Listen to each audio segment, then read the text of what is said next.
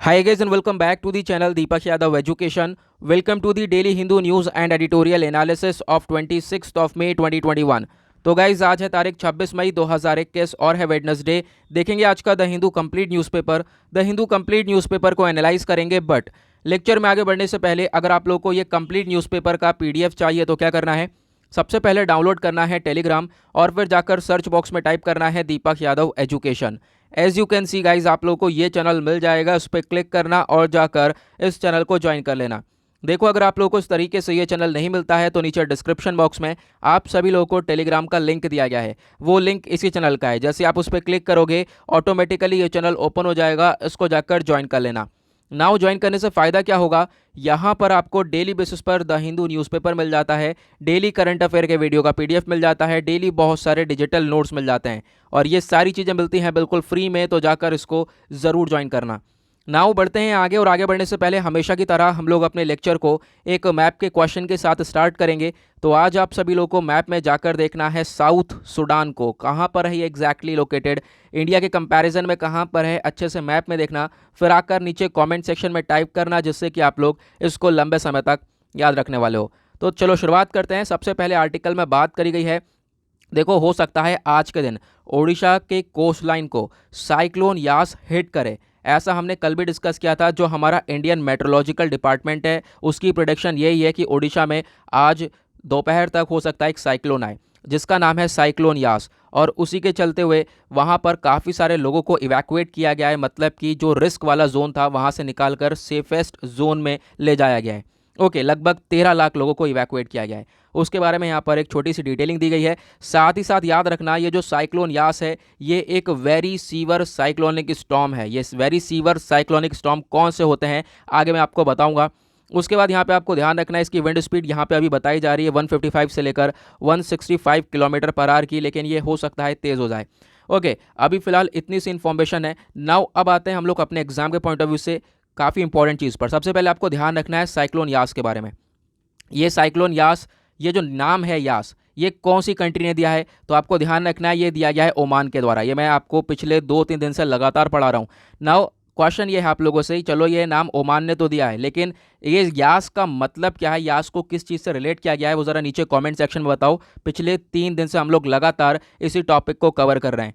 Okay ना, उसके बाद ये सारी स्टेटमेंट दी गई है इंडियन मेट्रोलॉजिकल डिपार्टमेंट के द्वारा, और ये अब यहाँ पे क्वेश्चन ये आता है ये इंडियन मेट्रोलॉजिकल डिपार्टमेंट है क्या, तो इसके बारे में याद रखना। ये आपका जीएस पेपर 1 के पॉइंट ऑफ व्यू से भी इंपॉर्टेंट हो जाता है। तो ये इंडियन मेट्रोलॉजिकल डिपार्टमेंट ये हमारा मौसम विभाग कहलाता है। इसका काम ये है कि वेदर की फोरकास्टिंग करना, बताना कि आने वाले टाइम का जो वेदर है वो कैसा होने वाला है, या फिर साइक्लोन की प्रिडिक्शन करना। जैसे अभी आप देख पाओगे यहाँ पर साइक्लोन की प्रिडिक्शन करके बताया गया है कि हो सकता है ये साइक्लोन आ सकता है आज। ठीक है, तो उस तरीके की यहाँ पे प्रिडिक्शन करता है अपनी टेक्नोलॉजीज़ का इस्तेमाल करके कौन, आईएमडी। नाउ उसके बाद यहाँ पर आप देख पाओगे इसका हेडक्वार्टर है वो है दिल्ली के अंदर। याद रखना बहुत सारे ऑफिस वगैरह हैं इसके अंदर, ये हमने डिस्कस कर रखा है ऑलरेडी। नाउ सबसे इंपॉर्टेंट चीज़ पर आते हैं, जो इंडियन मेट्रोलॉजिकल डिपार्टमेंट है इसको एस्टेब्लिश करा गया था 1875 में, इसको याद रखना। ओके, हेनरी फ्रैंकिस ब्लैंकफोर्ड ये पहले इनको अपॉइंट किया गया था फर्स्ट मेट्रोलॉजिकल रिपोर्टर के तौर पर, यानी ये पहले मेट्रोलॉजिकल रिपोर्टर बने थे आईएमडी के। फिर 1889 में सर जॉन एलियट को अपॉइंट किया गया पहला डायरेक्टर जनरल इसका इंडियन मेट्रोलॉजिकल डिपार्टमेंट का। पहले इसका हेडक्वार्टर कहीं और हुआ करता था, उसके बाद यहाँ पर अब न्यू दिल्ली के अंदर है, तो इसके बारे में आपको ध्यान रखना है। ओके, छोटी मोटी इन्फॉर्मेशन है, काफ़ी इंपॉर्टेंट है। नाउ उसके बाद आते हैं नेक्स्ट आर्टिकल की तरफ। देखो सबसे पॉपुलर आर्टिकल आज के टाइम का, देखो बहुत ज़्यादा चर्चा में, आपको मालूम होगा ये आईटी रूल्स, आपने बहुत सारे आर्टिकल्स देखे होंगे, क्या फेसबुक बंद हो जाएगा, फेसबुक ट्विटर व्हाट्सएप ये आज से बंद हो जाएंगे, तो इसके ऊपर यहाँ पर चर्चा होगी, अभी देखेंगे और भी बहुत सारे आर्टिकल्स हम लोग को नज़र आएंगे, वो तो हम लोग आज देखेंगे क्या स्टेप उठाया जाता है। ये मुद्दा क्या है ना, ये पूरा हम समझेंगे, और ये एडिटोरियल पर आया है, तो एडिटोरियल पर हम डिस्कशन करने वाले। मैं आपको आईटी रूल 2021 वाला जो अभी हाल ही में एकदम नया रूल आया था उसको भी डिस्कस करके बताऊंगा। एक आंसर राइटिंग फॉर्म में सब कुछ हम लोग डिस्कस करेंगे, लेकिन यहाँ पर मैं आपको बता दूं ये जो नया आईटी रूल है ये अभी आया है ना, आपको मालूम होगा 25 फरवरी को लाया गया था, काफ़ी चर्चा करी थी हम लोगों ने इसके बारे में। अब यहाँ पे ये क्वेश्चन ये था कि ये जो बाकी सारी सोशल मीडिया कंपनीज़ हैं, इन सोशल मीडिया कंपनीज़ के लिए तो हम ये आईटी रूल लेकर आए थे, ये जो फेसबुक है, ट्विटर है, व्हाट्सएप है, कि इन ये जो गाइडलाइंस है इसको फॉलो करें सब, लेकिन ऐसा अभी तक यहाँ पर कुछ नज़र नहीं आया था, कोई भी गाइडलाइंस वगैरह फॉलो करता हुआ नज़र नहीं आया। अब यहाँ पर डायरेक्टली इंडिया ने ये बोल दिया कि अब हम लोग क्या करेंगे, इन सबको हटा देंगे, अपनी कंट्री के अंदर से ही निकाल देंगे, हम लोग यूज़ ही नहीं करेंगे फेसबुक का, व्हाट्सएप का, ट्विटर का। तो अब यहाँ पर देख पाओगे कल काफ़ी सारे आर्टिकल्स पे क्रिएट हुए, काफ़ी सारी कंट्रोवर्सीज क्रिएट हुई हैं। नाउ फेसबुक का कल रात तक यहाँ पे स्टेटमेंट आया है, वो क्या है, फेसबुक ने यहाँ पर कल शाम तक स्टेटमेंट दिया कि चलो अब यहाँ पर ये जो आईटी रूल्स हैं ये फॉलो करेगा, मतलब इन आईटी रूल्स का पालन करेगा। मतलब फेसबुक नहीं चाहता है इंडिया से निकलना, लेकिन उसके बाद आप देख पाओगे ट्विटर और व्हाट्सएप का अभी कोई कमेंट नहीं आया है इस इशू के ऊपर। और मैं आपको बता दूं, अब आपको याद आएगा, देखो बहुत सारे लोग ना हमारे साथ बहुत टाइम से जुड़े हुए हैं, पिछले 8-9 महीने से जुड़े हुए हैं, तो उनको मालूम होगा, मैंने अभी तो फरवरी की बात है, फिलहाल फरवरी में हमने डिस्कस किया था एक रूल, कौन सा, information technology guidelines for intermediaries and digital media ethics code rules 2021। याद आया कितना लंबा नाम था। ठीक है, चलो अभी यहीं याद आया तो कोई बात नहीं, अभी आएगा आगे और हम डिस्कस करेंगे। चलो फिर आगे बढ़ते हैं, देखते हैं नेक्स्ट आर्टिकल को ना। उसके बाद एक छोटा सा आर्टिकल यहाँ पे आप देख पाओगे, एक पर्सन है हमारे कर्नल पंजाब सिंह है इनका नाम है, 1971 की जो वॉर हुई थी उसमें काफ़ी इंपॉर्टेंट रोल प्ले किया था इन्होंने, तो इनकी डेथ हो गई है, उसी वजह से ये न्यूज़ में है। नाम आपको इनका याद रखना है, ओके, नाम याद रखना है। नाउ अब आपको यहाँ पर ये देखने की बात है कि ये आप कह सकते हो जो पर्सन है ये वीर चक्र अवॉर्डी थे, इनको वीर चक्र दिया हुआ था। और साथ ही साथ आप कह सकते हो कि डेथ वगैरह कैसे हुई है, तो वो कोविड की वजह से हुई है, तो उसके बारे में ये इन्फॉर्मेशन है, तो आपके वनडे एग्जाम के पॉइंट ऑफ व्यू से पूछा जा सकता है, तो इसके बारे में छोटी सी इन्फॉर्मेशन रखना ज़रूरी है। उसके बाद यहाँ पे आप देख पाओगे एक आर्टिकल आता है, कल भी हमने डिस्कस किया था, सीबीआई के डायरेक्टर को लेकर बातचीत चल रही है, यानी कि सीबीआई का एक नया डायरेक्टर आना चाहिए, इसको लेकर मीटिंग हुई, हमारे प्राइम मिनिस्टर के साथ बहुत सारे लोगों ने मीटिंग अटेंड करी है। नाउ अब क्या है, यहाँ पर जो चीफ जस्टिस ऑफ इंडिया है वो कौन है, हमारे एनवी रमन साहब। ठीक है, इन्होंने अपना ओपिनियन रखा, इन्होंने बोला ये देखो जो सीबीआई का आप डायरेक्टर अपॉइंट कर रहे हो उसके लिए एक चीज़ होनी चाहिए, क्या, सीबीआई के डायरेक्टर को अपॉइंट करने से पहले आपको ये देखना है कि आपको पहली बात उस डायरेक्टर को अवॉइड करना है जो कि 6 महीने से बेसिकली जिसकी ड्यूटी को 6 महीने रह गए रिटायर होने में। ठीक है, यानी कि आप देख पाओगे जो हमने चूज़ करे हैं अभी, जो लिस्ट करे थे वो आईपीएस ऑफिसर्स थे। ठीक है, अब यहाँ पे वो आईपीएस ऑफिसर रिटायर होने वाले हैं, 1-2 महीने में रिटायर होने वाले हैं। ठीक है, तो यहाँ पर जो चीफ जस्टिस ऑफ इंडिया है हमारा, उनके द्वारा ये कहना है ऐसा नहीं होना चाहिए कि आपने ऐसे पर्सन को चूज़ कर रखा है जो कि कोई जुलाई में रिटायर हो रहा है, कोई अगले महीने रिटायर हो रहा है, तो ऐसा नहीं है, हमें ऐसा पर्सन चाहिए जिसके रिटायरमेंट में अभी 6 महीने से ज़्यादा हो। ठीक है, तो ऐसा बंदा चाहिए हम लोग को, तो ऐसा यहाँ पे स्टेटमेंट दिया गया है हमारे चीफ जस्टिस ऑफ इंडिया के द्वारा। आप देख पाओगे इन्होंने यहाँ पर ओपिनियन दिया हाई पावर्ड कमेटी में कि हम लोग को पहली बात अवॉइड करना पड़ेगा ऐसे ऑफिसर्स को जिनका अभी with less than 6 months left to retire for appointment. Okay, clear. Now अब यहाँ पे अगर हम बात करें सबसे इंपॉर्टेंट चीज़ की, वो है सीबीआई। ये जो सीबीआई टॉपिक है ना, ये अपने आप में एक बहुत बड़ा टॉपिक है। ओके, अगर आप लोग लक्ष्मीकांत की पॉलिटी आपने पढ़ी है तो आप समझ गए होंगे, ये सीबीआई पूरा एक चैप्टर है सेंट्रल ब्यूरो ऑफ इन्वेस्टिगेशन का। ओके, तो हम लोग 2-4 स्टैटिक पोर्शन क्लियर कर लेते हैं जो जहाँ से क्वेश्चन बनने के चांसेस हैं। तो ये जो सेंट्रल ब्यूरो ऑफ इन्वेस्टिगेशन आज के टाइम पर एक इन्वेस्टिगेशन एजेंसी है, देखो नाम से ही पता चल रहा है, जांच पड़ताल करने वाली ये एजेंसी है, जो कि किसके अंडर में आती है, कौन सी मिनिस्ट्री के अंडर में, ministry of personnel public grievances and pensions के अंडर में आती है। ये बहुत इंपॉर्टेंट है, ज़्यादातर क्वेश्चन अगर आप देख पाओगे लास्ट ईयर के, वो यही पूछा गया है कौन सी मिनिस्ट्री के अंदर ये बॉडी आती है। ओके, नाउ सीबीआई को हेड कौन करता है, वो डायरेक्टर हेड करता है, और खासकर देखो गवर्नमेंट से रिलेटेड जो भी करप्शन है या फिर जो घूसखोरी वगैरह देखने को मिल जाती है उसको लेकर इन्वेस्टिगेशन करता है ये सीबीआई। ओके, नाउ उसके बाद यहाँ पे अगर हम बात करें आज के टाइम पर सीबीआई की पावर्स काफ़ी ज़्यादा बढ़ चुकी हैं, मतलब कि जो केसेस वाले एरिया है इसको और ज़्यादा इंक्रीज़ कर दिया गया है, जैसे कि ये बहुत सारे मल्टी ऑर्गेनाइज क्राइम को भी यहाँ पर आप कह सकते हो इन्वेस्टिगेट कर सकता है, मल्टी एजेंसी या फिर इंटरनेशनल केसेस को भी इन्वेस्टिगेट कर सकता है। ओके, साथ ही साथ जो इकोनॉमिक क्राइम्स हो गए, स्पेशल क्राइम हो गए, करप्शन हो गया, ये हाई प्रोफाइल केसेस हो गए, तो इन सबको यहाँ पर ये आप कह सकते हो इन्वेस्टिगेट कर सकता है। आपको मालूम होगा हाल ही में एक केस हुआ था पी चिदम्बरम साहब का, आईएनएक्स मीडिया वाला, वो भी सीबीआई ने इन्वेस्टिगेट किया था। ओके, और सबसे इंपॉर्टेंट चीज़, राइट टू इन्फॉर्मेशन सीबीआई के ऊपर लागू नहीं होता है, ये आपको ध्यान रखना है। उसके बाद ये आपसे देखो, मैंने जो इंपॉर्टेंट है ये लाइन, या इसके बारे में याद रखना है, क्वेश्चन आपसे पूछा जा सकता है। सीबीआई का हेडक्वार्टर भी आपको न्यू दिल्ली के अंदर देखने को मिलेगा, ज़्यादातर बॉडीज़ के हेडक्वार्टर आपको न्यू दिल्ली में देखने को मिलेंगे, ऑब्वियस सी बात है कैपिटल है न्यू दिल्ली। उसके बाद आते हैं नेक्स्ट आर्टिकल की तरफ। नाउ अगेन वही साइक्लोन के बारे में बात करी गई है, साइक्लोन यास के बारे में बोला ये जा रहा है कि देखो ये ऐसा लग रहा है कि जितना नॉर्मल होना चाहिए, मतलब कि जो हीट है इसकी वो लगभग 27 या फिर 28-9 के आसपास डिग्री के आसपास होनी चाहिए थी, लेकिन उससे ज़्यादा गर्म यहाँ पर देखने को मिल रहा है। ओके तो जो क्लाइमेट साइंटिस्ट उन्होंने बोला ये जो बे ऑफ बंगाल है जहाँ पर साइक्लोन यास बन रहा है वो लगभग 2 से 3 डिग्री ज़्यादा गर्म है वो एरिया। ऑब्वियस ही बात है, जब ओशन का लेवल, जो ओशन का अंदर पानी है वो गर्म होता है, उसके बाद ही यहाँ पर हम लोग देख पाते हैं लो प्रेशर क्रिएट होता है, देन उसके बाद यहाँ पर ये साइक्लोन फॉर्म होता है। चलो डिस्कस करते हैं किस तरीके से फॉर्म होता है। नाउ सबसे पहले आपको ध्यान रखना है ये जो साइक्लोन्स हैं ये ट्रॉपिकल साइक्लोन्स होते हैं, ठीक है। अब यहाँ पे आपको, चाहे आपने हाल ही में देखा होगा एक साइक्लोन ताउते आया था, अब यहाँ पे साइक्लोन यास की बात हो रही है, सब ट्रॉपिकल साइक्लोन है। जो ये इंडिया वाले रीजन में आते हैं सब ट्रॉपिकल साइक्लोन होते हैं वो। अब यहाँ पे क्वेश्चन ये होता है ये ट्रॉपिकल साइक्लोन ये होते क्या हैं, ठीक है। यहाँ पे आप देख पाओगे ये वर्ल्ड का मैप है, वर्ल्ड के मैप में आप बीच में से देख पाओगे इक्वेटर निकलता है, इक्वेटर के ऊपर यहाँ पे ट्रॉपिक ऑफ कैंसर है। ध्यान रखना है इंडिया को, यहाँ पर इंडिया के बीच में से जाता है ट्रॉपिक ऑफ कैंसर। उसके बाद ये जो ट्रॉपिक ऑफ कैप्रिकॉर्न है वो ऑस्ट्रेलिया के बीच में से जाता है, इसके बारे में ध्यान रखना है। ओके अब ट्रॉपिकल साइक्लोन वो साइक्लोन होते हैं जो कि ट्रॉपिक ऑफ कैंसर और ट्रॉपिक ऑफ कैप्रिकॉर्न के बीच में आते हैं। हालांकि इनके जो साइक्लोन्स के नाम है वो अलग अलग नामों से जाने जाते हैं। अगर इंडिया में साइक्लोन आता है तो ये साइक्लोन के नाम से ही जाना जाता है, ठीक है। अगर वेस्टर्न नेशंस के अफ्रीकन नेशंस के आसपास आता है तो ये साइक्लोन के नाम से ही जाना जाता है। लेकिन वहीं दूसरी तरफ अगर हम बात करें साउथ अमेरिका की साइड अगर यही साइक्लोन आएगा तो इसको साइक्लोन नहीं बोला जाता, इसको हरिकेन बोला जाता है। और यही चीज़ अगर चाइना और जापान की साइड आएगी तो इसको टाइफून बोला जाता है, और ऑस्ट्रेलिया की साइड आएगी तो इसको विली विलीज बोला जाता है। ये आपको ध्यान रखना है। ये इन्फॉर्मेशन मैं डेली बेसिस पे आज के टाइम पर कवर करा रहा हूँ, तो इसको आप कहीं नोट डाउन करना चाहो तो कर सकते हो, कहीं पर भी आप कह सकते हो कि इसको रखना चाहो आप रख सकते हो, लेकिन इसको याद ज़रूर रखना। नाउ क्वेश्चन ये है साइक्लोन फॉर्म कैसे होते हैं। आप पिक्चर देख पा रहे होंगे, होता क्या है, देखो ओशन का लेवल है, ठीक है। अब क्या है, गर्मी पड़ रही है, मैंने क्या बताया, इक्वेटर के ऊपर आप देख पाओगे जो ट्रॉपिक ऑफ कैंसर है वो ऐसा रीजन है ना जहाँ पर जो सन की हीट है वो डायरेक्ट पड़ती है, ठीक है, डायरेक्ट सूर्य की किरणें पड़ती हैं।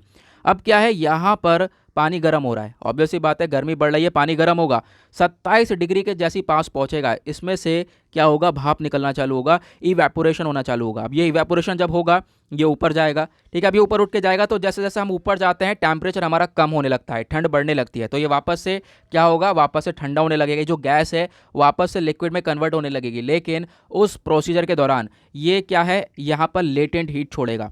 लेटेंट हीट छोड़ते ही, लेटेंट हीट रिलीज करते ही क्या होगा, यहाँ पे क्लाउड फॉर्मेशन होता हुआ नजर आएगा। इस तरीके से ये क्लाउड्स बनते हुए नजर आते हैं। देन उसके बाद एक लो प्रेशर एरिया जनरेट होगा, आप कह सकते हो पानी के अंदर इस तरीके से प्रेशर बनेगा, गोल गोल गोल गोल ये चलता रहेगा, और फिर यही प्रोसेस लगातार चलता रहेगा। जितनी देर तक चलेगा ये साइक्लोन उतना ज़्यादा स्ट्रांग होता रहेगा। ओके तो आप देख पाओगे फिर उसके बाद यहाँ पर ये साइक्लोन का फॉर्मेशन है, फिर उसके बाद एक ही बार में इसकी स्पीड काफ़ी ज़्यादा हो जाती है।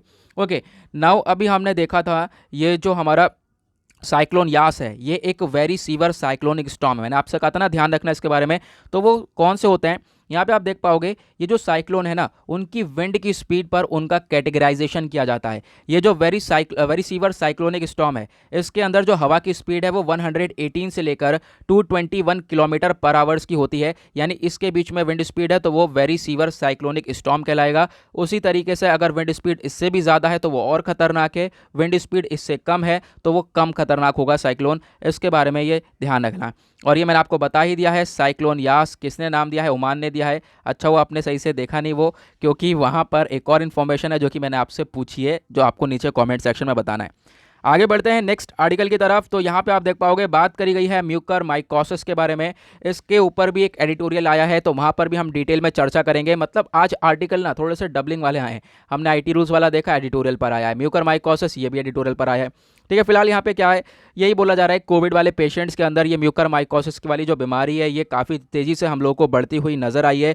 म्यूकर माइकोसिस को हम लोग ब्लैक फंगस भी बोल रहे हैं, हालांकि अब तो ब्लैक फंगस, उसके बाद वाइट फंगस, देन उसके बाद येलो फंगस, ये सब आते हुए नजर आए, ठीक है। लेकिन उसके बहुत कम केसेस नज़र आए, इस वजह से येलो फंगस और जो है ये वाइट फंगस ज़्यादा चर्चा में नहीं आया, ठीक है। इस वजह से ब्लैक फंगस काफ़ी ज़्यादा चर्चा में है, क्योंकि इसके केसेस हम लोग देख पा रहे हैं अभी भी हैं और अभी भी काफ़ी ज़्यादा बढ़ रहे हैं।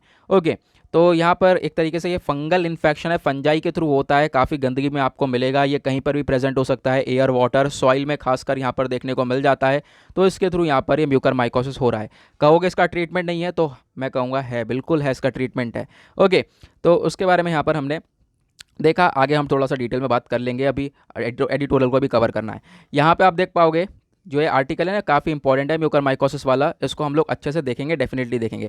यहाँ पर ये जो आर्टिकल है देखो, बात करता है क्या, इंडिया के अंदर पिछले 24 घंटे के अंदर लगभग 4000 के आसपास डेथ हुई है कोविड की वजह से, और जो कोविड के केसेस हैं वो 2 लाख के आसपास निकल कर आए हैं, उसके बारे में बताया गया है। नाउ आते हैं पेज नंबर 11 के ऊपर, दैट इज़ वर्ल्ड सेक्शन। देखेंगे दुनियादारी में क्या चल रहा है। सबसे पहला आर्टिकल जो कि ये भी बहुत ही ज़्यादा न्यूज़ के अंदर है, इंडियन न्यूज़पेपर कोई सा भी उठा के देख लो, कल का आपने देखा होगा, चाहे इंडियन एक्सप्रेस हो, चाहे कोई सा भी न्यूज़पेपर हो, वो सब इसी आर्टिकल को कवर कर रहे हैं। कल भी हमने देखा था, मैं आपको यहाँ पर अच्छे से ये वाला इशू क्लियर करने वाला हूँ। आज के हमने सुबह डेली करंट अफेयर वाले वीडियो में कवर किया था, लेकिन बहुत सारे लोग हैं वो सुबह वाला वीडियो नहीं देखते हैं, तो हम इसको यहाँ पर भी कवर करेंगे, ठीक है। हर तरीके से कवर करेंगे, किसी का भी कुछ ना छूटे। नाउ देखो, बेलारूस न्यूज़ के अंदर है। नाउ बेलारूस क्यों है न्यूज़ के अंदर, इसके पीछे का रीज़न जानना है। हुआ क्या है, नाउ सबसे पहले आप बेलारूस को मैप में देख पाओगे, ये है इंडिया का मैप। इंडिया के कंपैरिजन में आपको बेलारूस देखने को मिलेगा यहाँ पर। ओके, दिख गया नीचे इंडिया, इंडिया से यहाँ पर आओगे तो यहाँ पे बेलारूस आपको देखने को मिल जाएगा। नाउ क्वेश्चन क्या है, देखो न्यूज़ के अंदर क्यों है, एक फ्लाइट जा रही थी यहाँ पर, कहाँ से, ग्रीस से लिथुएनिया एक फ़्लाइट जा रही थी। ओके, अब ये जो फ्लाइट जा रही थी इसको बेलारूस में ही रोक लिया गया। एक तरीके से ये बोला जा रहा है कि इस फ्लाइट को हाईजैक कर लिया गया है बेलारूस के द्वारा। रीज़न क्या है, उसके अंदर एक जर्नलिस्ट था जिसका नाम है रोमन पोटासविच। अब उस रोमन पोटासविच को डिटेन कर लिया गया है, कस्टडी में ले लिया, हिरासत में ले लिया है इन लोगों ने। क्यों लिया है, ये रीज़न हम लोग जानेंगे इसके पीछे का। बिल्कुल रशिया वाली कंडीशन है यहाँ पर। नौ ये पिक्चर ध्यान से देखो, देखो बेलारूस के आज के टाइम पर जो प्रेसिडेंट हैं वो हैं यहाँ पर अलेक्जेंडर लुकाशेंको। ओके, उसके बाद यहाँ पर आप देख पाओगे ये जो पर्सन है, ये है वो जर्नलिस्ट जिसका नाम है रोमन पोटासविच। अब इन दोनों के बीच में कॉन्फ्लिक्ट है। अभी आप देख पाओगे ना, बेलारूस के अंदर जब यूएसएसआर टूटा था तो उसके बाद बेलारूस अलग हुआ, बेलारूस आज़ाद हुआ, ठीक है। अब क्या हुआ, बेलारूस के अंदर सन 2000 में इलेक्शन हुए। इलेक्शन होने के बाद ये पहले प्रेसिडेंट बने, और पहले प्रेसिडेंट आप समझ सकते हो 2000 से लेकर एक तरीके से 1994 से ही आप कह सकते हो, तब से इनके कंट्रोल में है, तब से अभी तक यही प्रेसिडेंट है वहाँ के बेलारूस के अंदर।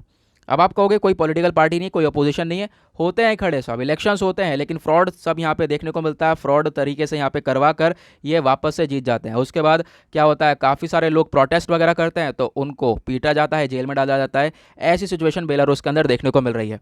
वही कंडीशन सेम रशिया के अंदर, आपको मालूम होगा रशिया में व्लादिमीर पुतिन और एलेक्सी नावल्नी हाल ही में काफ़ी ज़्यादा न्यूज़ में थे, वो भी हमने कवर किया था, ठीक है। वही कंडीशन है यहाँ पर।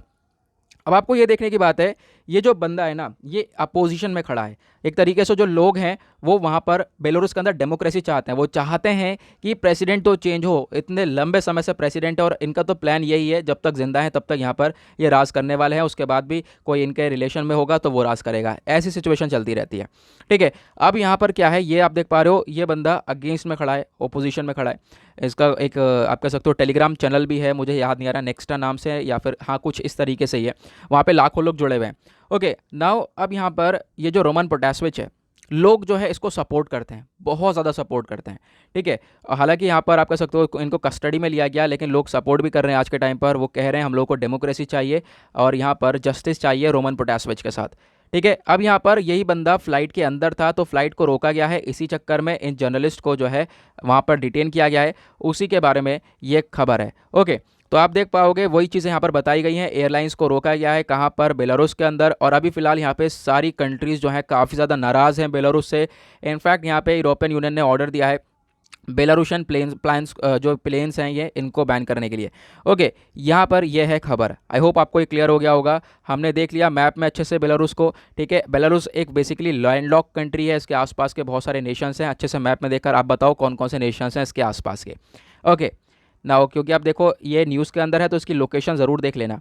नाउ आते हैं नेक्स्ट आर्टिकल की तरफ। तो यहाँ पर बात करी गई है, मॉडर्ना ये बोलता है जो उनकी वैक्सीन है वो काफ़ी इफेक्टिव है बच्चों के लिए, ठीक है। बच्चों के लिए काफ़ी बढ़िया काम करने वाली है ये वैक्सीन। और पॉसिबिलिटी ये है कि देखो यूएसए जल्द से जल्द यहाँ पर आप कह सकते हो कि और ज़्यादा स्ट्रॉन्गर बने वैक्सीन मैन्युफैक्चरिंग वाले एरिया में। यहाँ पर छोटे छोटे बच्चों को हम लोग ये वैक्सीन देने वाले हैं, बेसिकली हम लोग नहीं यूएसए वाले। तो उसके बारे में यहाँ पर एक छोटी सी इन्फॉर्मेशन है, ज़्यादा इसमें कुछ नहीं है। उसके बाद यूरोपियन लीडर्स ने एग्री किया है, ये डोनेट करेंगे लगभग 100 मिलियन डोजेज ऑफ वैक्सीन, यानी कि 100 मिलियन वैक्सीन के डोजेज जो है डोनेट करेगा। और कौन करेगा? वो यूरोपियन यूनियन के लीडर्स करने वाले हैं। अब आपको ये ध्यान रखना है, ये सब डोनेशन जो होगा वो कोवैक्स के अंडर होगा। ये कोवैक्स क्या है? ये कोई वैक्सीन नहीं है। कोवैक्स एक प्रोग्राम है बेसिकली, जहां पर सारी कंट्रीज़ मिलकर, जो रिचर सेक्शन वाली कंट्रीज़ हैं, जो अमीर कंट्रीज़ हैं, वो वैक्सीन से हेल्प कर रही हैं पुअर नेशंस की, जो गरीब कंट्रीज़ हैं। ओके, तो ये बेसिकली कोवैक्स एक प्रोग्राम है, इसके बारे में ध्यान रखना है, आपसे क्वेश्चन बन सकता है डेफिनेटली, तो इसके बारे में छोटा सा आइडिया ज़रूर रखना। नाउ यहाँ पे मैंने आपको बता दिया क्या सिचुएशन है। बेसिकली मैंने आइडिया, ये जो आर्टिकल मैं आपको एक्सप्लेन नहीं करता, हालांकि कोवैक्स के बारे में कोवैक्स की वजह से मुझे ये आर्टिकल एक्सप्लेन करना पड़ा। नाउ उसके बाद बात करेंगे नेक्स्ट आर्टिकल की तरफ। तो यहाँ पे आप देख पाओगे यूएस के सेक्रेटरी हैं ब्लिंकन, एंथनी ब्लिंकन। इन्होंने बोला है ये सपोर्ट करेंगे गाज़ा को। अभी आपको मालूम होगा इसराइल और फिलिस्तीन के बीच में क्या कॉन्फ्लिक्ट चला है, लगभग 11 दिन की वॉर चली। चलो डिस्कस करते हैं। और हाँ, आज तो हमें वाला आर्टिकल भी कवर करना है। कल हमने एक आर्टिकल अपना एडिटोरियल छोड़ा था पोक्सो एक्ट वाला, तो उसको भी कवर करेंगे। ठीक है, याद आ गया मुझे, अब याद रहेगा। तो यहाँ पर देखो बात करी गई है इजराइल के बारे में। ठीक है, ये आप देख पा रहे होंगे इजराइल यहाँ पर आपको देखने को मिलेगा। और फिलिस्तीन कहाँ पर देखने को मिलेगा? फिलिस्तीन तो यहाँ पे कहीं दिख नहीं रहा। तो वो ये जो वेस्ट बैंक वाला रीजन देख रहे हो ना, यहाँ पर फिलिस्तीनियंस रहते हैं। उसके बाद दो रीजन में रहते हैं, एक तो गाज़ा पट्टी वाले एरिया में भी फिलिस्तीनियंस रहते हैं। ठीक है, इसको गाज़ा स्ट्रिप बोला जाता है, गाज़ा पट्टी बोला जाता है। क्यों? क्योंकि ये पट्टी की शेप में है।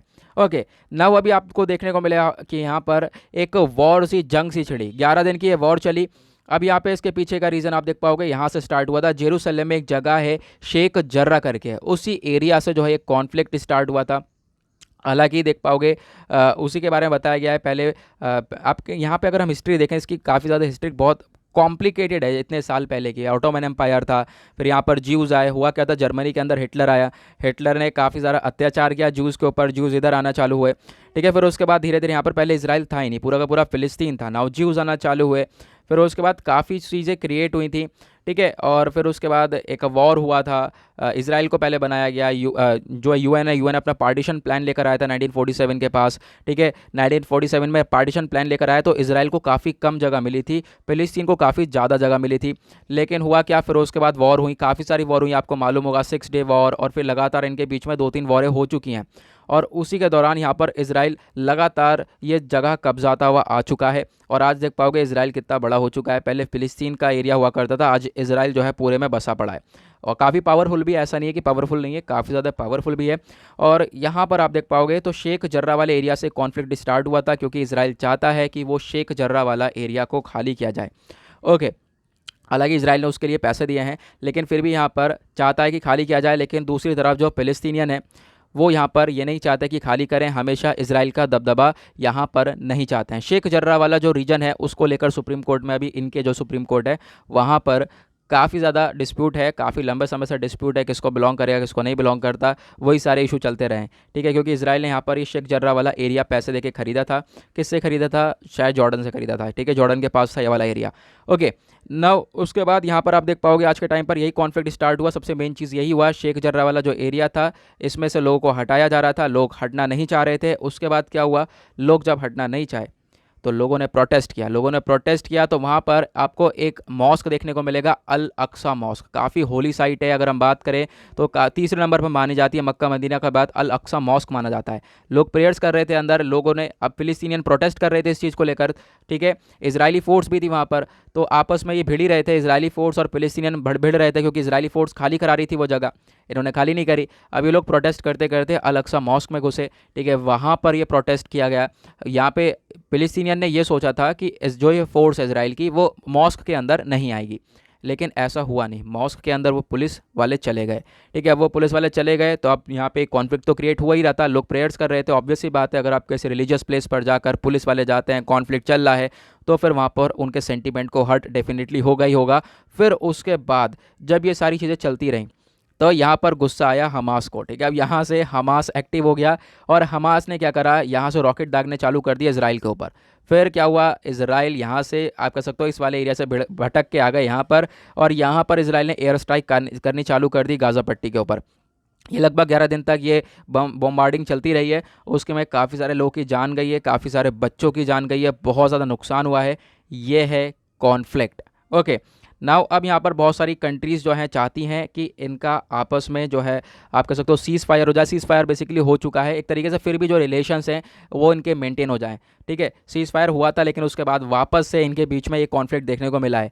नाउ अब यहाँ पर यूएस के सेक्रेटरी एंथनी ब्लिंकन का क्या कहना है? इनका ये कहना है कि हम लोग सपोर्ट करेंगे गाज़ा को। ऑब्वियस सी बात है, यहाँ पर नुकसान ज़्यादा हुआ है और यहाँ पे गाज़ा में रहने के लिए जो लोग हैं इनको बाहर से ही हमेशा से सपोर्ट आता रहा है। ठीक है, क्या यहाँ पर ज़्यादा कुछ है नहीं, बाहर से सपोर्ट करते हैं सब लोग, जो भी कंट्रीज़ है वही कुछ ना कुछ दे जाते हैं। अब यहाँ पे सॉरी, तो एंथनी जो ब्लिंकन है इन्होंने बोला है कि देखो हम लोग क्या करने वाले हैं, जो बर्बादी हो इसको रिकंस्ट्रक्शन असिस्टेंस देने वाले हैं, वापस से चीज़ें वहाँ पर रिकंस्ट्रक्ट करी जाए। ठीक है, लेकिन ऑब्वियस सी बात है हमास को इससे कोई फ़ायदा नहीं होगा, हमास को कोई फ़ायदा ना हो वो चीज़ भी इंश्योर करेगा यूएस। ओके, चलो आगे बढ़ते हैं नेक्स्ट आर्टिकल की तरफ। अब आते हैं पेज नंबर 12 के ऊपर, दैट इज़ बिजनेस सेक्शन। देखेंगे इकोनॉमी के पॉइंट ऑफ व्यू से कौन से आर्टिकल हमारे इंपॉर्टेंट हो जाते हैं। यहाँ पर बात करी गई है एसबीआई के रिसर्च के द्वारा बताया गया जो ये जीडीपी है, ग्रॉस डोमेस्टिक प्रोडक्ट, वो ग्रो होता हुआ नज़र आ सकता है 1.3% से, यानी कि हमारे जो Q4 है एक तरीके से वो ग्रो हुआ है। ठीक है, यहाँ पे आप देख पाओगे जीडीपी जो हमारी है वो थोड़ी सी ग्रो हुई है 1.3% से साल 2020-21 के कौन से Q4 से, Q4 से। अब साल के अंदर कितने क्वार्टर होते हैं? 4 क्वार्टर होते हैं, 3-3 महीने के, जनवरी फरवरी मार्च एक क्वार्टर, और फिर उसके बाद अप्रैल मई जून जुलाई अगस्त सितंबर अक्टूबर नवंबर दिसंबर। ठीक है, तो इस तरीके से यहाँ पर 4 क्वार्टर्स होते हैं। जो हमारा फाइनेंशियल ईयर है वो हमारा कब से स्टार्ट होता है? 1 अप्रैल से स्टार्ट होता है 31 मार्च तक। तो यानी कि अभी ये जो मार्च निकला है उसका डेटा बताया गया है कि देखो हमारा जो जीडीपी है वो थोड़ी सी ग्रो हुई है, लेकिन हालांकि पूरे साल की बात करें तो जीडीपी कम हुई है, क्योंकि कोविड आया था, कोविड की वजह से काफ़ी सारी चीज़ें शट डाउन हुई, बहुत सारी चीज़ें बंद हुई, बिजनेस ठप हुए, तो उसकी वजह से जो ऑब्वियस सी बात है कॉन्ट्रैक्शन हम लोग को देखने को मिला है। लेकिन फोरकास्टिंग ये है कि आने वाले टाइम पे हो सकता है कि हमारी जो सिचुएशन है वो आने वाले टाइम पर ये ग्रो होती हुई नज़र आए। उसके बाद नेक्स्ट आर्टिकल यहाँ पर, ठीक है, देखो बात क्या करी गई है, इसमें क्या कुछ खास है, क्या खास हो आगे मैं बताऊंगा। जो सेबी है, ठीक है, सेबी की फुल फॉर्म है security and exchange board of India. इसने अपॉइंट किया है एक फॉरेंसिक ऑडिटर को, यानी कि ऐसा ऑडिटर जो कि इन्वेस्टिगेशन वर्क करे अच्छी तरीके से। ठीक है, जो भी कंपनी सेबी के अंदर लिस्ट करती है, आपको मालूम होगा स्टॉक मार्केट्स वगैरह के, शेयर बाजार वगैरह, जो भी कंपनीज जो है शेयर बाजार के अंदर अगर लिस्टेड करना चाहती हैं तो उनको सेबी के अंदर लिस्ट करना होगा। ठीक है, सेबी के अंदर आना होगा। तो अब यहाँ पर ये जो कंपनीज़ के फाइनेंशियल स्टेटमेंट है, आप कह सकते हो कि फाइनेंशियल स्टेटमेंट ये जितनी भी लिस्टेड कंपनीज़ के हैं वो सबको यहाँ पर अच्छी तरीके से ऑडिटिंग करी जाएगी। देखिए, देखा जाएगा, इन्वेस्टिगेट किया जाएगा, ताकि जो फ्रॉड्स वगैरह हैं उनको कम होता हुआ नजर आए। क्वेश्चन क्या है, आप जब रमेशिंग पढ़ोगे तो आपको सेबी के बारे में वहाँ पे जानने को मिलेगा, बहुत सारे टॉपिक्स देखने को मिल जाएंगे। तो सेबी से रिलेटेड इंपॉर्टेंट इन्फॉर्मेशन है, कुछ स्टैटिक पोर्शन से रिलेटेड, वो काफ़ी इंपॉर्टेंट है जहाँ से क्वेश्चन बन सकते हैं।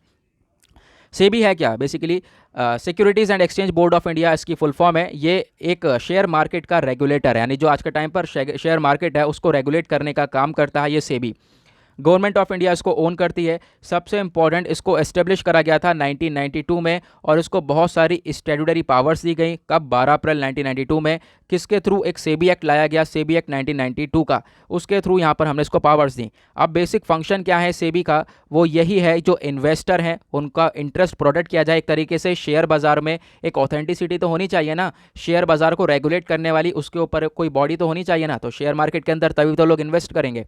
अब उसको रेगुलेट करने वाली एक बॉडी आ गई है सेबी, एक तरीके से अभी नहीं आई है, बॉडी बहुत पहले की है। तो उसी वजह से यहाँ पर आप कह सकते हो कि लोग जो इन्वेस्ट है वो भी करते हैं, जो इन्वेस्टर्स है उनके इंटरेस्ट को प्रोटेक्ट किया जाता है, जो डेवलपमेंट है वो उसको डेवलपमेंट किया जाता है, किस चीज़ का? शेयर मार्केट का। और ये बॉडी का काफ़ी बड़ा रोल हो जाता है शेयर मार्केट के अंदर। जो कंपनीज़ है वो पहले इसके अंदर लिस्टेड होती हैं, जितनी भी कंपनीज़ होती हैं। ठीक है, तो यहाँ पर ये फंडा है सेबी का, इसके बारे में ध्यान रखना जब आप रमेश सिंह पढ़ोगे इंडियन इकोनॉमी की। ठीक है, मतलब इंडियन इकोनॉमी रमेश सिंह की पढ़ोगे तो आपको वहाँ पर ये सारी चीज़ें देखने को मिल जाएंगी। ओके, थोड़ा सा डिटेल में देखने को मिलेगी, लेकिन यहाँ कुछ स्टार्टिंग इन्फॉर्मेशन है जो कि जानना ज़रूरी था। बेसिक तो क्लियर हुआ। चलो आगे बढ़ते हैं, चलते हैं अपने एडिटोरियल सेक्शन पर।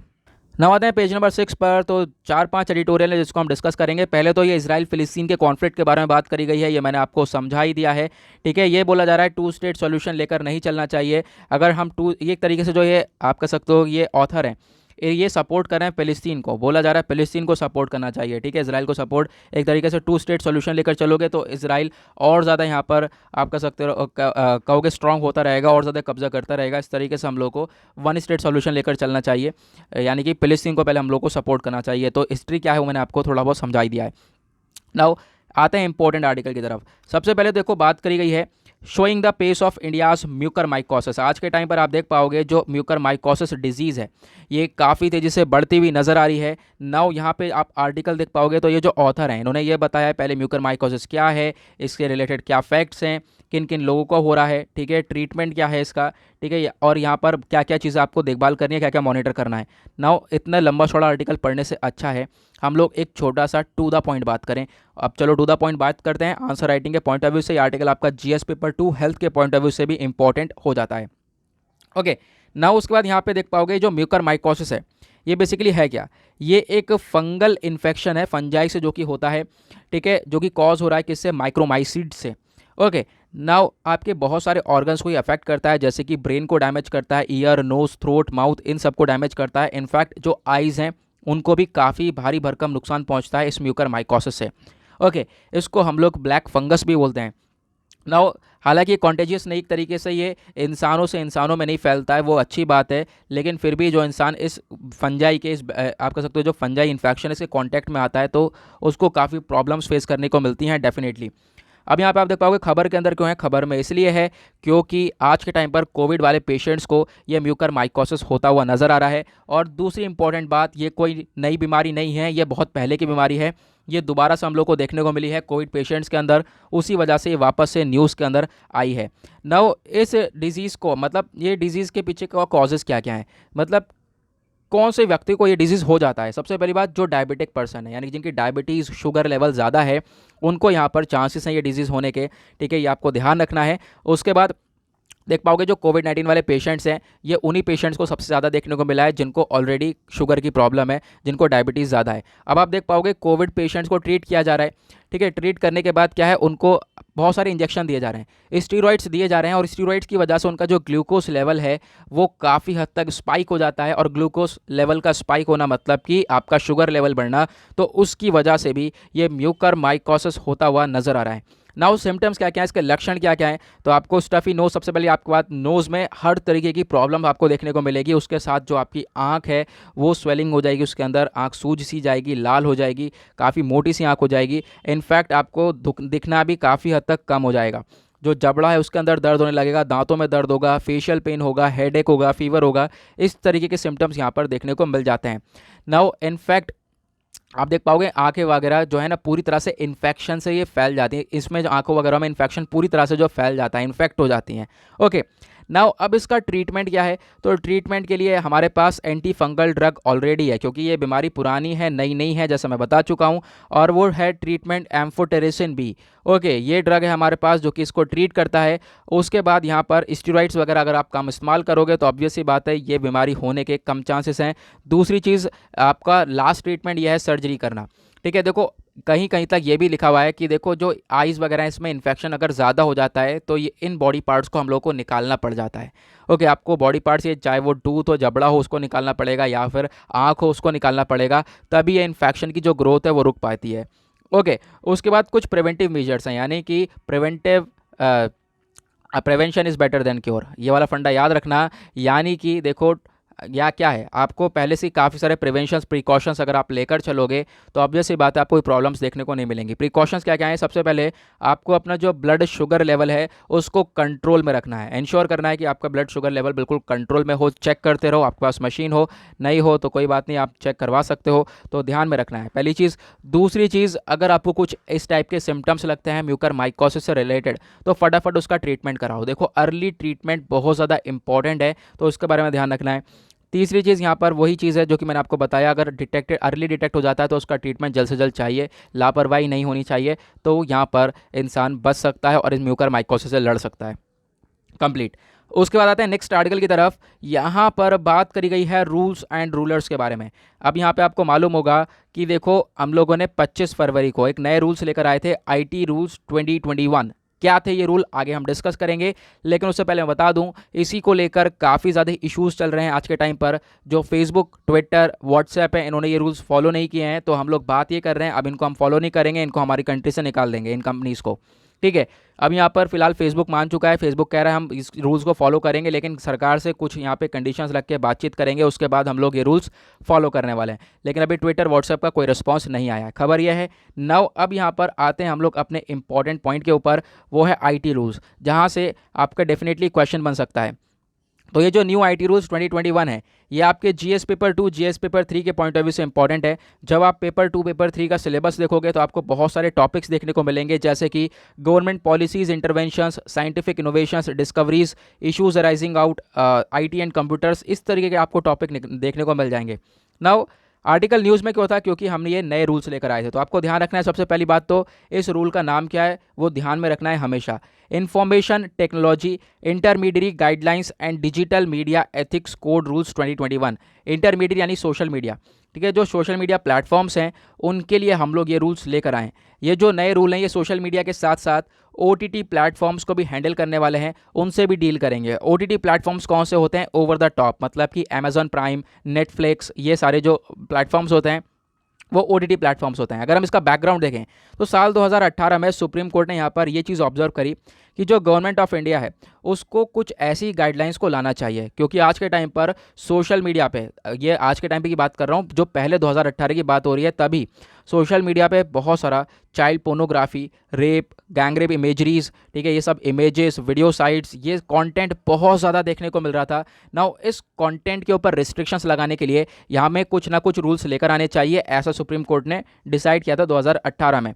उसके बाद 2020 आया, ठीक है, एक कमेटी आई राज्यसभा के अंदर, फिर यहाँ पर हम लोगों ने ये सारी चीज़ें रिपोर्ट करी हैं, स्टडीज़ वगैरह करने के बाद ये जो इश्यूज़ हैं इस कंटेंट को रोकने के लिए हम लोगों ने यहाँ पर 2021 में फाइनली एक रूल लेकर आए हैं। और अब यहाँ पे बात ये करी गई, सिर्फ सोशल मीडिया को रोकने से काम नहीं चलेगा, सोशल मीडिया के साथ साथ ओटीटी प्लेटफॉर्म्स के ऊपर भी यहाँ पर ये कंटेंट देखने को मिलता है, तो इसको भी यहाँ पर कंट्रोल करना पड़ेगा, ठीक है। तो ये सारी स्टेटमेंट रखा गया ministry of information and broadcasting के द्वारा। फिर उसके बाद हमने फाइनली जो है इन रूल्स को लेकर आ चुके थे। नाउ अब इन रूल्स के अंदर क्या क्या है, देखो ये जो न्यू गाइडलाइंस हैं इसके अंदर क्या क्या देखने को मिलेगा, आपको ये ध्यान रखना है। सबसे पहली चीज़ यहाँ पर देख पाओगे एक प्रोविजन देखने को मिलेगा सेक्शन 79 का, हमारा जो आईटी एक्ट है उसका 79 सेक्शन 79 क्या बोलता है, देखो सोशल मीडिया को प्रोटेक्ट करता है कि आप अगर कुछ भी डाल दो, ठीक है, कोई भी आप कंटेंट डाल दो, उससे सोशल मीडिया के ऊपर कोई कार्रवाई नहीं होनी चाहिए। जो प्लेटफॉर्म है सिर्फ कार्रवाई किसके ऊपर होगी, उस बंदे के ऊपर केस चलेगा वो, ठीक है। अब यहाँ पर वो चीज़ें नहीं है। अब यहाँ पे क्या करा गया है, अब एक तरीके से ये बोला गया है कि अगर कोई कंटेंट आता है, कंटेंट ज़्यादा फैल रहा है, तो उसको बैन करेगा सोशल मीडिया, ओके।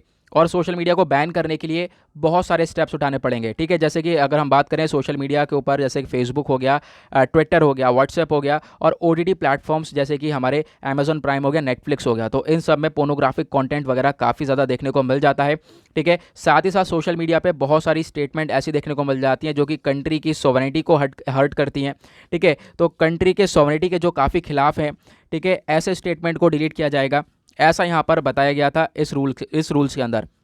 लेकिन अगर यहाँ पर ये बोला गया देखो अगर ये सारी चीज़ें इंप्लीमेंट नहीं होती हैं तो यहाँ पर क्या होगा, आईटी रूल्स को जो ये कंपनीज है, सोशल मीडिया कंपनीज, उनको क्या क्या करना पड़ेगा इसके लिए। सबसे पहली इनको एक रेड्रेसल मैकेनिज्म लेकर चलना पड़ेगा, यानी कि ये जो ग्रीवेंस रेड्रेसल मैकेनिज्म है ये बनाना पड़ेगा इनको, इसके ऑफिस खोलने पड़ेंगे। यानी कि ये अगर कोई कंप्लेंट करता है, मान लो किसी को पता चला ये, ठीक है, तो वो कंप्लेंट करेगा इस चीज़ की। अब वो कंप्लेंट करेगा तो फिर उसके लिए इन लोगों के पास ऑफिस होने चाहिए ताकि इनकी कंप्लेंट्स को डील किया जाए और जल्द से जल्द उन कंप्लेंट्स के ऊपर स्टेप उठाया जाए। लगभग 24 घंटे के अंदर उन कंप्लेंट्स के ऊपर आप कह सकते हो कार्रवाई करी जाए। उसके बाद यहाँ पर ऑनलाइन सेफ्टी और डिग्निटी यहाँ पर यूज़र्स की ये देखने को मिल जाए। उसके बाद यहाँ पर ये कह सकते हो आप कंप्लेंट जो भी बंदा फाइल कर रहा है वो जल्द से जल्द उसके ऊपर कार्रवाई हो, और जल्द से जल्द यहाँ पर क्या हो, अगर वो जो स्टेटमेंट है वो कंट्री के सॉवरेनिटी के खिलाफ है या फिर अगर हम बात करें पोर्नोग्राफिक कंटेंट है तो फिर उसको जो है सबसे पहली बात हटाया जाए, ओके। उसके साथ साथ चीफ कंप्लायंस ऑफिसर्स को यहाँ को अपॉइंट करना पड़ेगा, ऐसा हम लोगों ने स्टेटमेंट दिया है कि आपको यहाँ पर ये सारी चीज़ें करनी पड़ेंगी, इसके ऑफिस से बिल्डअप करने पड़ेंगे, ठीक है, एक तरीके से, ताकि जो है इन चीज़ों को हम लोग रोक सकें। क्योंकि बहुत सारी चीज़ें देखने को मिलती हैं यहाँ पे, आप बार बार वही चीज़ देख पाओगे, बार बार वही चीज़ बताई जा रही है, sex abuse, rape, sexually harassment, ये सारी चीज़ें। तो इन सब चीज़ों को कंट्रोल करने के लिए आपको ये सब करना पड़ेगा। तो ध्यान रखना है कि यहाँ पर सोशल मीडिया प्लेटफॉर्म्स के ऊपर काफ़ी सारी जिम्मेदारी डाल दी गई कंपनीज़ के ऊपर कि आप लोग को यहाँ पर ये जो है ऑफिसेस बिल्डअप करने पड़ेंगे, ग्रीवेंस मैकेनिज्म वाले ऑफिसेस बिल्डअप करने पड़ेंगे जहाँ पर लोगों की जो है दिक्कतों को सॉल्व किया जाए। उसी तरीके से जो OTT प्लेटफॉर्म्स वाले हैं, ठीक है, ओवर द टॉप प्लेटफॉर्म्स वाले जो पब्लिशर्स हैं, इनके लिए भी काफ़ी सारी चीज़ें रख दी गई, जैसे कि आपको कंटेंट को कैटेगराइजेशन करना पड़ेगा, कौन सा कंटेंट कौन से लोगों के लिए, एडल्ट के लिए है या नहीं है, ठीक है, या फिर वो छोटे बच्चों के लिए है, तो उसको आपको कैटेगराइजेशन करना पड़ेगा, पेरेंट लॉक लगाना पड़ेगा, बहुत सारी रिस्ट्रिक्शंस यहाँ पर लगानी पड़ेंगी, जिससे कि यहाँ पर पूरी तरह से अगर हम बात करें पोर्नोग्राफिक कंटेंट की तो उसको एक तरीके से रोक दिया जाए। तो इनको भी ग्रीवेंस रेड्रेसल मैकेनिज्म लेना पड़ेगा, इनको भी 3 लेवल के अंदर यहाँ पर आप कह सकते हो रेगुलेट करना पड़ेगा। जैसे कि पहली रेगुलेशन ये पब्लिशर्स खुद कर सकते हैं, दूसरी बार यहाँ पर पब्लिशर जो है आप कह सकते हो जो है सेल्फ रेगुलेशन कर सकते हैं सेल्फ रेगुलेटिंग बॉडीज़ के द्वारा, तीसरा ओवरसाइट मैकेनिज्म कर सकते हैं। ओवरऑल मुद्दा क्या है? ओवरऑल मुद्दा ये है कि इन लोगों को यहाँ पर कुछ भी हो जाए पोर्नोग्राफिक कंटेंट नहीं चलाना है, और सोशल मीडिया वालों को ऐसा स्टेटमेंट जो कि हमारी कंट्री के सॉवरेनिटी के खिलाफ हो वो अपने यहाँ नहीं रखना है। इन सबको जल्द से जल्द डिलीट करना है, इसलिए यहाँ पर ये रूल्स लाए गए थे। नाउ अब इन रूल्स के खिलाफ ये सारी चीज़ें चल रही हैं, बहुत सारे लोग इन रूल्स के फेवर में हैं, बहुत सारे लोग इन रूल्स के फेवर में नहीं हैं। बहुत सारे लोगों का कहना यह है कि यार देखो ये इतनी सारी रिस्ट्रिक्शन लगा दी गई हैं सोशल मीडिया आज के टाइम पर, सोशल मीडिया कंपनी सही कर रही हैं, इंडिया को ऐसा नहीं करना चाहिए, ठीक है, लेकिन यहाँ पर बहुत सारे लोग फेवर में भी है कि डेफिनेटली ऐसा होना चाहिए, ठीक है। तो ये था पूरा आर्टिकल, आई होप आपको क्लियर हो गया होगा ना। उसके बाद नेक्स्ट आर्टिकल में बात करी गई है ऑनलाइन क्लासेस के बारे में। देखो ऑफलाइन और ऑनलाइन का यहाँ पर डिफरेंस बोला गया है। देखो पहले क्या है, कोविड-19 आया, कोविड-19 की वजह से जो है आज के टाइम पर बहुत सारी जो क्लासेस हैं वो ऑनलाइन वगैरह चली गई हैं। नाउ अब ऑनलाइन जाने के बाद बहुत सारे आप कह सकते हो यूनिवर्सिटीज़ ने तो इस चीज़ को अफोर्ड कर लिया है, लेकिन बहुत सारी स्टेट यूनिवर्सिटीज़ ऐसी भी हैं जहां पर ये सारी चीज़ें पॉसिबल नहीं हो पाई हैं। अगर आपने ऑनलाइन चीज़ें चलाई हैं तो उसके बाद आपको इंफ्रास्ट्रक्चर और ट्रेनिंग के अंदर भी काफ़ी बड़े बदलाव लाने थे, ठीक है। अगर हम बात करें बहुत सारी यूनिवर्सिटीज़ की जो कि सेंट्रली फंडेड हैं, जो कि सेंट्रल गवर्नमेंट जो है इनको देती है, जैसे कि IITs, IIMs एंड NITs, तो ये तो काफ़ी बढ़िया से चली हैं। उसके बाद इन्होंने अपना प्लेटफॉर्म वगैरह बिल्डअप कर लिया है, चैनल्स बना लिए हैं, प्लेटफॉर्म्स बना लिए हैं जहाँ पर ये लोग वीडियोस वगैरह के थ्रू पढ़ा रहे हैं। सफ़र कौन कर रहा है? सफ़र कर रही है स्टेट यूनिवर्सिटीज़, ठीक है, वो लोग स्ट्रगल कर रहे हैं आज के टाइम पर। इनफैक्ट यहाँ पर सबसे ज़्यादा जो सफ़र करने वाले यही लोग हैं, ठीक है। उसके बाद जो टीचर्स और स्टूडेंट्स हैं उनको भी काफ़ी ज़्यादा दिक्कत हुई है इस ऑनलाइन में आने की वजह से, ठीक है। ऑनलाइन में आप कह सकते हो टीचर्स को तो दिक्कत ऑलरेडी हुई है, जो कि ऑफलाइन पढ़ा रहे थे, एकदम से जो है उनको कन्वेंशनल क्लासरूम टीचिंग से एकदम से ऑनलाइन एजुकेशन पर आना पड़ा, तो ये काफ़ी बड़ी दिक्कत हुई है। नाउ यहाँ पर एक डेटा है जो कि आप लोग अपने एग्जाम्स में इस्तेमाल कर सकते हो, चाहे वो एसए पेपर हो, ठीक है, चाहे वो GS पेपर हो। वो क्या है, अभी हमारे पास 993 यूनिवर्सिटीज़ हैं और 39,931 कॉलेजेस हैं और 3.73 करोड़ स्टूडेंट्स हैं, 14.17 लाख टीचर्स हैं इंडिया के अंदर। ये एक ऑल इंडिया सर्वे बताता है, ओके, 2018 और 19 का, तो उसके बारे में यहाँ पर बताया गया है। ओके, नाउ यहाँ पे आपको अब याद ये देखना है, ये जो स्टेटमेंट, ये जो आप कह सकते हो, मैंने भी आपको बताया है कंटेंट, ये आपको नोट डाउन करके रख सकते हो, आप इसका इस्तेमाल कर सकते हो, जहाँ पर भी एजुकेशन से रिलेटेड कोई भी टॉपिक आता है उसमें आप लोग इसका इस्तेमाल कर सकते हो। ओके, नाउ दिक्कत क्या है? दिक्कत यही है, सारी चीज़ें ऑनलाइन पहुँची हैं। ऑनलाइन के बाद यहाँ पर सरकार को कुछ ना तो कुछ करना चाहिए था एक तरीके से। ये जो ऑनलाइन एजुकेशन है आज के टाइम पर, इसमें आप देख पाओगे स्टडी मटेरियल भी ज़्यादा सही नहीं प्रोवाइड किया गया है यूनिवर्सिटीज़ वगैरह के द्वारा, ठीक है। तो यहाँ पर आप कह सकते हो कि ऐसा प्लेटफॉर्म बिल्डअप करना चाहिए ताकि जो है, सबसे पहली बात, गवर्नमेंट की तरफ से प्लेटफॉर्म होना चाहिए जहाँ पर पूरी तरह से गवर्नमेंट फंडेड हो, जहाँ पर ईजिली पढ़ाई जा सके, टीचर्स वगैरह को ट्रेनिंग मिले, स्टूडेंट्स घर पर बैठ के अच्छे से जो है अपनी पढ़ाई कर सकें। तो इस तरीके का हम लोग को यहाँ पर फंडा चलाना था। ओके, नाउ हो सकता है यहाँ पे कोविड की थर्ड वेव देखने को मिले, तो उसके बाद यहाँ पर हम लोगों को यही सारी अप्रोच अपनानी पड़ेंगी, ऐसा यहाँ पे बोला गया।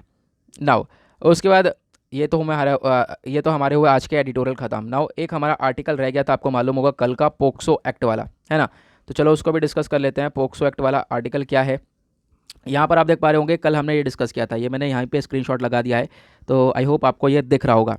बोला यही जा रहा है जो पोक्सो एक्ट है उसको एक्सपेंड किया जाए, उसको बढ़ाया जाए, इसके अंदर जो लॉज वगैरह आज के टाइम पर, इसके अंदर बदलाव की ज़रूरत है। बदलाव की ज़रूरत क्या है आगे हम बात करेंगे, लेकिन उससे पहले मैं आपको पोक्सो एक्ट के बारे में बता देता हूँ ये है क्या बेसिकली।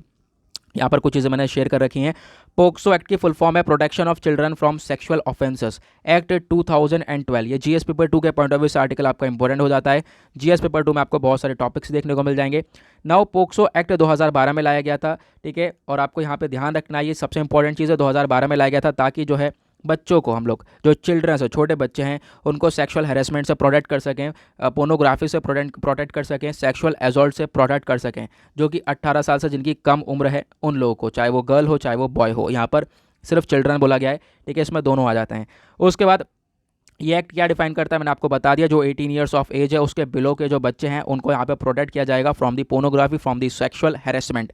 नाउ यहाँ पर सज़ा क्या क्या है आप देख पाओगे। यहाँ पे अगर कोई रेप होता है जो अंडर 12 ईयर्स, या फिर अंडर 12 ईयर्स गैंग रेप होता है, या फिर अंडर 12 ईयर्स 16 ईयर्स अगर रेप होता है, तो उसमें क्या क्या सज़ा है, ठीक है। यहाँ पर ये सारी चीज़ें बताई गई हैं, लेकिन ये इसमें अभी यहाँ पर ये कुछ खास इंपॉर्टेंट नहीं है, इंपॉर्टेंट है ये वाला, ठीक है। इंपॉर्टेंट ये बहुत पॉइंट है। यहाँ पे देखो क्या बात करी गई है, आज के टाइम पर ये जो पोक्सो एक्ट है इसके अंदर बदलाव लाने की ज़रूरत है। क्यों?